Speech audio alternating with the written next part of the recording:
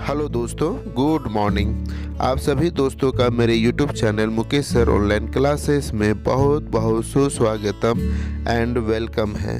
दोस्तों, आज की इस वीडियो में हम लोग भारत का संविधान भाग 3 लेकर आए हैं। यह वीडियो आपको मेरे इंस्टाग्राम में भी मौजूद है, तो जो मेरे यूट्यूब चैनल को सब्सक्राइब नहीं किए हैं प्लीज़ सब्सक्राइब कर दें। साथ ही इस वीडियो को लाइक एवं शेयर जरूर करें।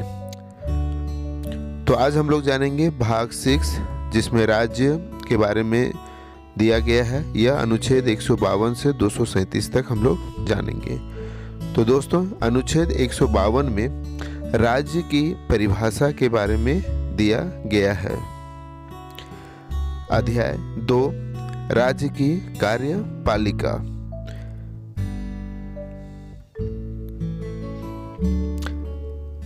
राज्य की कार्यपालिका में पहला है राज्यपाल, जिसका अनुच्छेद 153 से 162 तक का जिक्र किया गया है। अनुच्छेद 153 में यह कहा गया है कि प्रत्येक राज्य के एक राज्यपाल होंगे। अनुच्छेद 154 में राज्य की क्या कार्यपालिका शक्तियां क्या होंगी इसके बारे में जिक्र है। अनुच्छेद 155 में राज्यपाल की नियुक्ति कैसी होगी, उसकी नियुक्ति कौन करेगा, इसके बारे में जिक्र है। अनुच्छेद 156 में राज्यपाल की अवधि क्या होगी, इसके बारे में जिक्र है। अनुच्छेद 157 में राज्यपाल नियुक्त होने के लिए कौन कौन सी अर्हताएं हैं, इसके बारे में जिक्र किया गया है। अनुच्छेद 158 में राज्यपाल के पद के लिए क्या क्या शर्तें होनी चाहिए, यह अंकित है। अनुच्छेद 159 में राज्यपाल द्वारा शपथ या प्रतिज्ञान के बारे में जिक्र किया गया है। अनुच्छेद 160 में आकस्मिकताओं में राज्यपाल की कृतियों का निर्वहन कैसे होगा, इसके बारे में जिक्र है। अनुच्छेद 161 में क्षमा आदि की और कुछ मामलों में दंडादेश के निलंबन, परिहार या लघुकरण की राज्यपाल की क्या शक्तियां हैं, इसके बारे में जिक्र है। अनुच्छेद 162 में राज्य की कार्यपालिका शक्ति का विस्तार कैसा होगा, इसके बारे में जिक्र किया गया है। इसके बाद हम लोग देखते हैं मंत्री परिषद, जो कि अनुच्छेद 163 से 164 के बीच में अंकित किया गया है।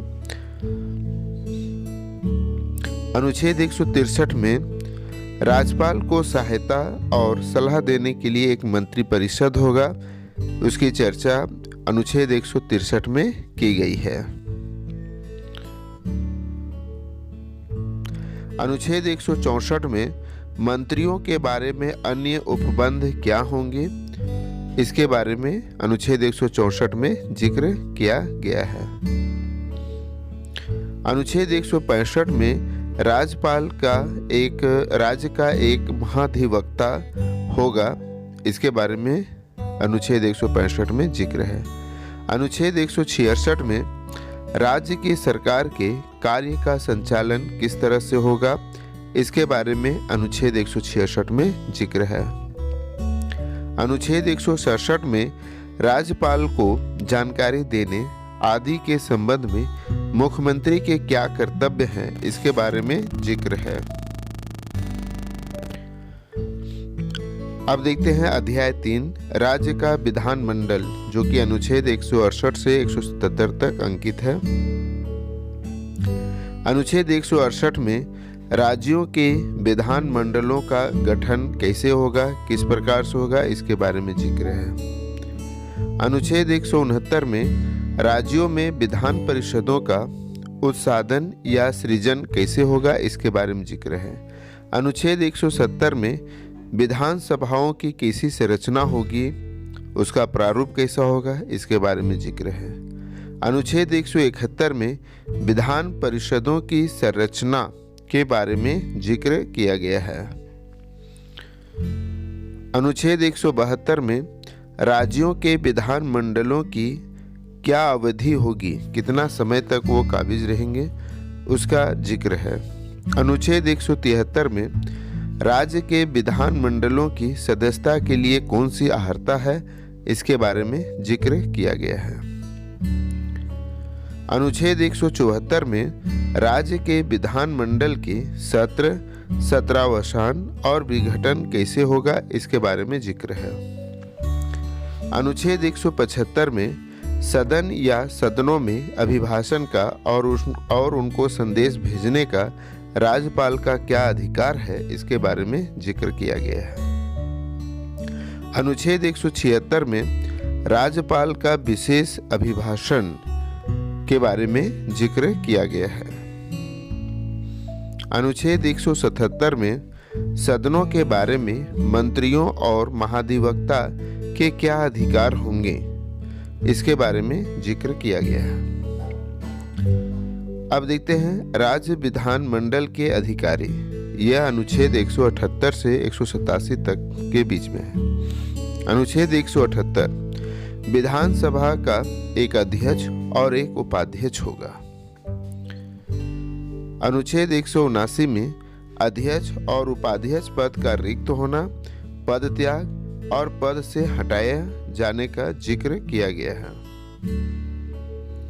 अनुच्छेद 180 में अध्यक्ष पद के कर्तव्यों का पालन करने या अध्यक्ष पद में कार्य करने की उपाध्यक्ष या अन्य व्यक्ति को क्या शक्तियां दी जाएंगी, उसके बारे में 180 में जिक्र है।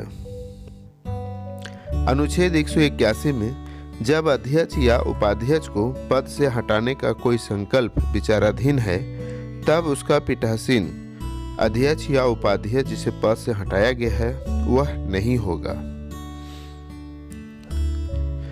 अनुच्छेद 182 में विधान परिषद का सभापति और एक उपसभापति होगी, जिसका जिक्र अनुच्छेद 182 में है। अनुच्छेद 183 में सभापति और उपसभापति का पद रिक्त होना, पद त्याग और पद से हटाया जाने का जिक्र है। अनुच्छेद 184 में सभापति के पद के कर्तव्यों का पालन करने या सभापति के रूप में कार्य करने की उपसभापति को या किसी अन्य को क्या शक्तियां होंगी, इसके बारे में जिक्र है। अनुच्छेद 185 जब सभापति या उपसभापति को पद से हटाने का कोई संकल्प विचाराधीन है, तब उसका पीठासीन वह नहीं होगा। यह अनुच्छेद 185 में जिक्र है। अनुच्छेद 186 अध्यक्ष और उपाध्यक्ष तथा सभापति और उपसभापति के वेतन और भत्ते के बारे में जिक्र है। अनुच्छेद 187 राज्य के विधान मंडलों का एक सचिवालय होगा, इसके बारे में अनुच्छेद 187 में जिक्र है। अनुच्छेद 188 में सदस्यों द्वारा शपथ या प्रतिज्ञान के बारे में जिक्र किया गया है। अनुच्छेद 189 सदन में मतदान, रिक्तियों के होते हुए भी सदनों के कार्य करने की शक्ति और गणपूर्ति के बारे में अनुच्छेद में अंकित है। अनुच्छेद 190 सदनों का स्थानों का रिक्त होना, इसके बारे में जिक्र किया गया है।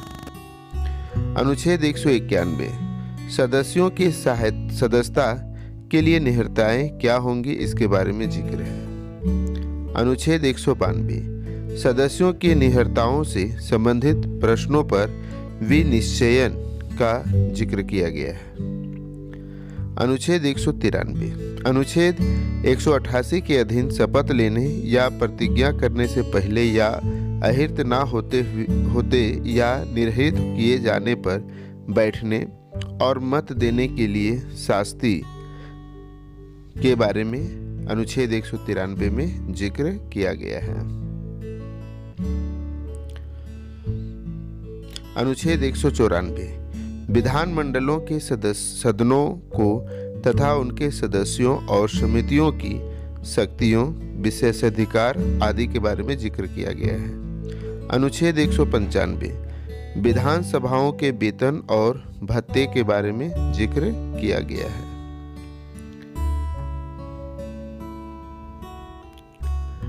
अनुच्छेद विधायी प्रक्रिया, जो अनुच्छेद 196 से 201 के बीच में जिक्र है।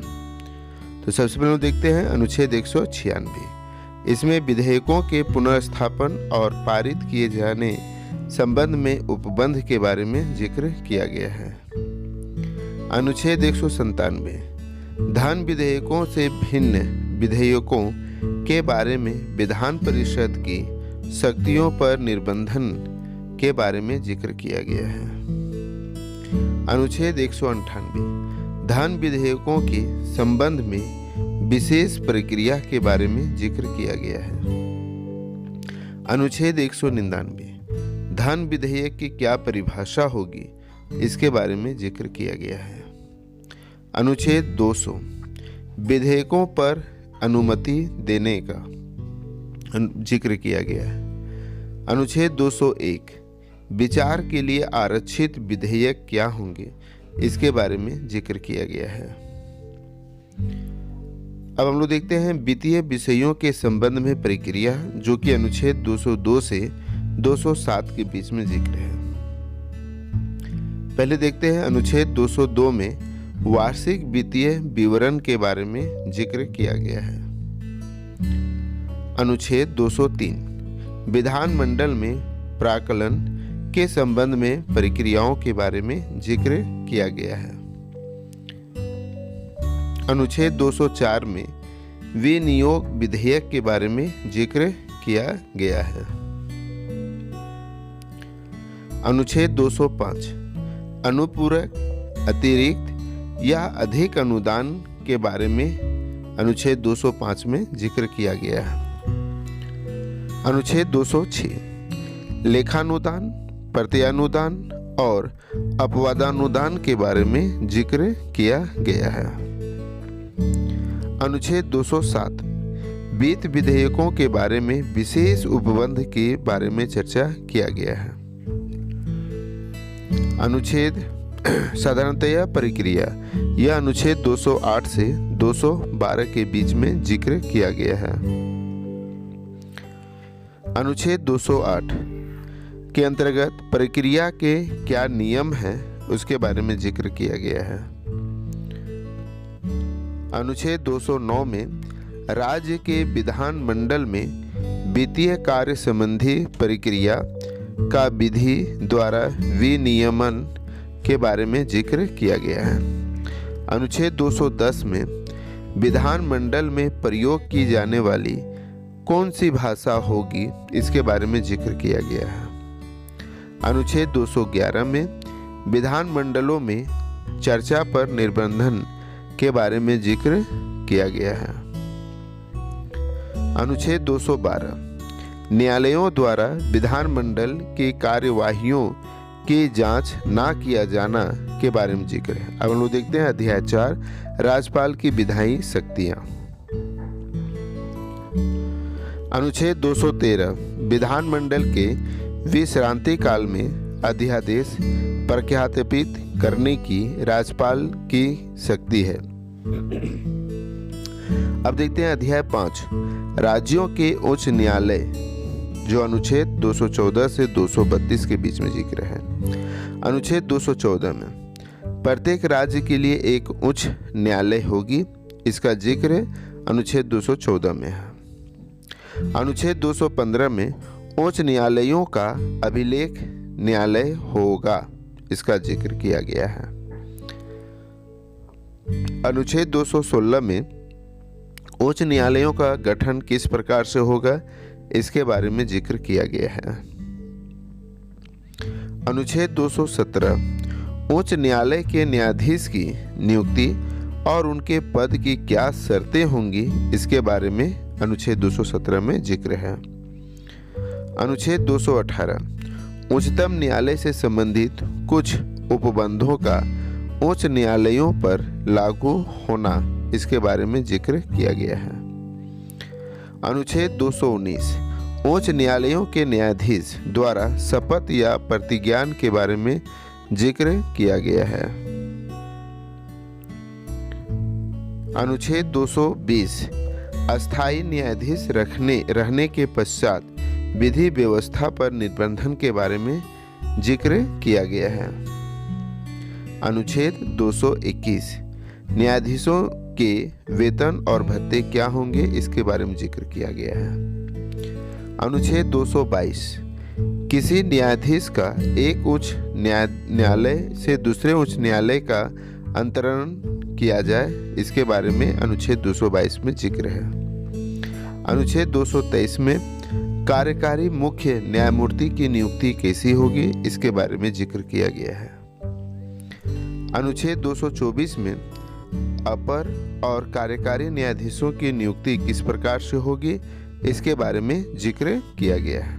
अनुच्छेद 224 क में उच्च न्यायालयों की बैठकों में सेवानिवृत्त न्यायाधीशों की भी नियुक्ति की जाएगी, इसके बारे में 224 क में जिक्र है। अनुच्छेद 225 में विद्यमान उच्च न्यायालयों की अधिकारिता के बारे में जिक्र किया गया है। अनुच्छेद 226 में कुछ याचिका निकालने की उच्च न्यायालय की क्या शक्तियां होंगी, इसके बारे में जिक्र किया गया है। अनुच्छेद 227 में सभी न्यायालयों के अधीक्षण की उच्च न्यायालय की शक्ति के बारे में जिक्र किया गया है।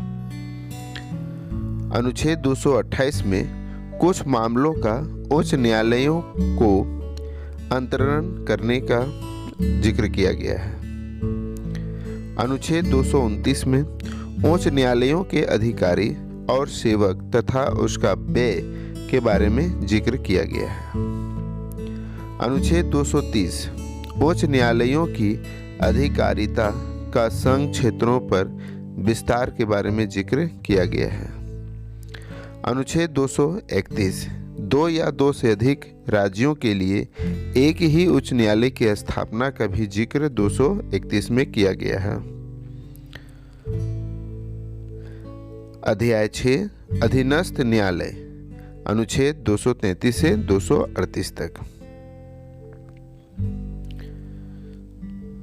अनुच्छेद 233 में जिला न्यायाधीशों की नियुक्ति कैसी होगी, इसके बारे में जिक्र किया गया है। अनुच्छेद 233 का कुछ जिला न्यायाधीशों की नियुक्तियां का और उनके द्वारा दिए गए निर्णयों आदि का विधि मान्यकरण के बारे में जिक्र है। अनुच्छेद 234 न्यायिक सेवा में जिला न्यायाधीशों से भिन्न व्यक्तियों की भर्ती के बारे में जिक्र किया गया है। अनुच्छेद 235 अधीनस्थ न्यायालयों पर नियंत्रण के बारे में जिक्र किया गया है। अनुच्छेद 236 जो कि निर्वाचन से संबंधित है, इसके बारे में जिक्र किया गया है। अनुच्छेद 237 कुछ वर्ग या वर्गों के मजिस्ट्रेटों पर इस अध्याय के उपबंध का लागू होना के बारे में जिक्र किया गया है। आशा करते हैं दोस्तों कि यह वीडियो आप सभी के लिए बहुत ही लाभदायक सिद्ध हुआ होगा। आप सभी दोस्तों को बहुत बहुत धन्यवाद एंड थैंक यू।